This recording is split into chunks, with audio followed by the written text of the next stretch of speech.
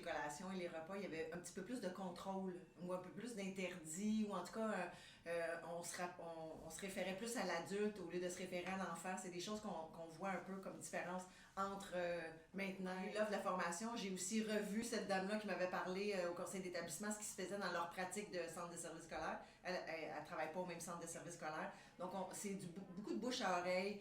Il y a plein de petites capsules sur Internet aussi. On s'est mis à s'intéresser davantage aux changements de pratique avec la boîte à lunch. Comment soutenir. Puis nous, on est dans un milieu défaveur, donc je trouvais ça important d'aller vérifier est-ce que c'est accessible à tous ce genre de pratique-là, ce genre de méthode-là. Donc on a vraiment écouté, cherché, on s'est informé.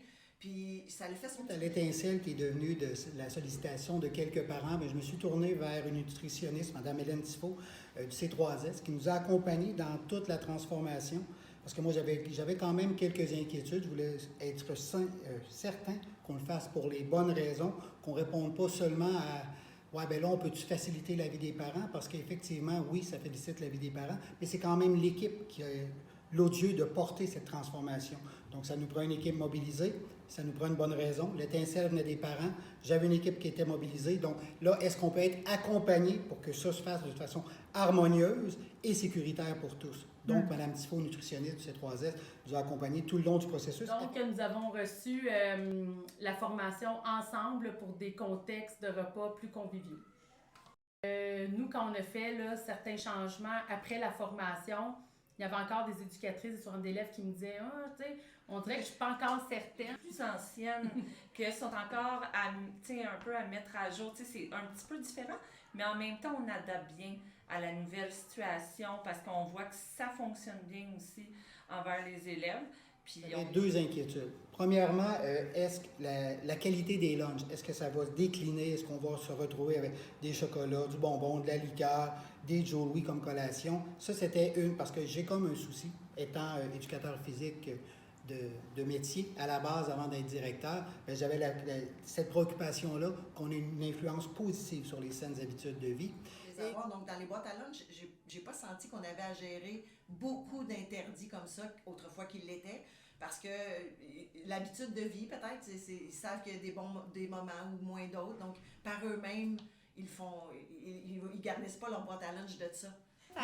Par contre, il y a eu des améliorations sur la pratique de dire aux élèves, tu as une très belle boîte à lunch, donner du positif sur la boîte à goûter, donner du positif sur ce que maman a fait, les petits messages et tout, là. Fait c'est plus là que ça a changé beaucoup. Les enfants, ils apportent plus ils veulent montrer qu'ils ont des super de beaux lunchs, là.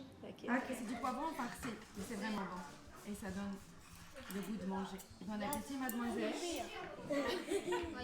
Montrer un changement qu'il y a eu pour certains enfants qui ne mangeaient pas du tout. Puis là, on ne comprenait pas pourquoi, mais en communiquant avec le parent, est-ce que vous faites la boîte à lunch avec lui? Est-ce que vous mettez des aliments qu'il aime? Donc, ça l'a permis de montrer aux parents que de le faire avec l'enfant, c'était beaucoup plus gagnant. Puis là, tranquillement, certains enfants pouvaient manger un petit peu plus. Donc, on s'est comme arrimé en équipe, parents, élèves et école, pour que l'enfant puisse manger. Puis c'est le parent qui a apporté ça avec lui.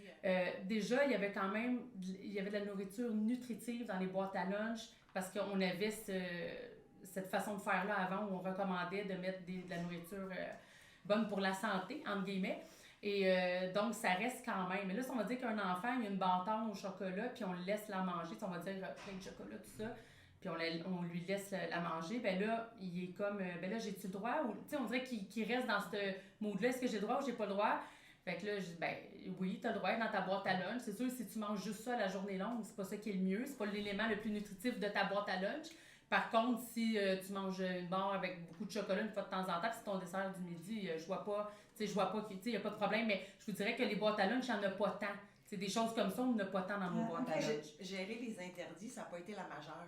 Parce que souvent, les parents n'ont plus le temps de mettre des légumes, des petits fromages, puis il y en a même qui vont des petits sandwichs en cœur, qui est toute l'ingéniosité des parents est mise à profit, puis finalement, ben mon inquiétude, je vous dirais, puis je peux pas vous mentir, on voit quelquefois apparaître des choses peu enclins à la santé, mais c'est vraiment mineur. Puis pour l'instant, on n'a pas eu à intervenir, là. On n'a pas eu aucun enjeu à ce niveau. OK. Donc, En fait, le fait de lever les interdits, ça donne plus de choix, plus d'options aux parents. Et en fait, dans cette variété d'options, je me rends compte qu'au final, ça n'a pas changé grand-chose. Et c'est pas ça qui a fait que les boîtes à lunch de mes garçons ou des amis sont remplies de bonbons, de chips, de barres à Snickers. Il n'y a pas de... Il n'y a pas eu ce phénomène on bascule vers tout ce qui était interdit avant, puis on en met plein dans la boîte à lunch. Donc il n'y a pas eu cet effet un peu pervers de l'autorisation. Au contraire, ça a été le maintien des habitudes alimentaires santé équilibrées. Et on fait encore de la sensibilisation. Madame Tifo, qu'on citait plus tôt, a fait également une capsule auprès des parents l'an passé. C'était pas tous les parents qui étaient là, on l'a fait également sur le web. Ça a quand même bien été. Probablement, ça a répondu à une partie de ces questions pour ces parents-là, mais comme on y allait d'un point de vue volontaire, on n'a pas pu toucher la totalité. Quand on a eu la formation, c'est beau que nous, on soit au courant, les éducatrices, le personnel, mais les parents à la maison doivent le savoir, qui préparent la boîte à lunch avec les enfants. Fait que on a envoyé un document aux parents pour expliquer un peu la façon qu'on voyait ça, nous, les dîners à l'école.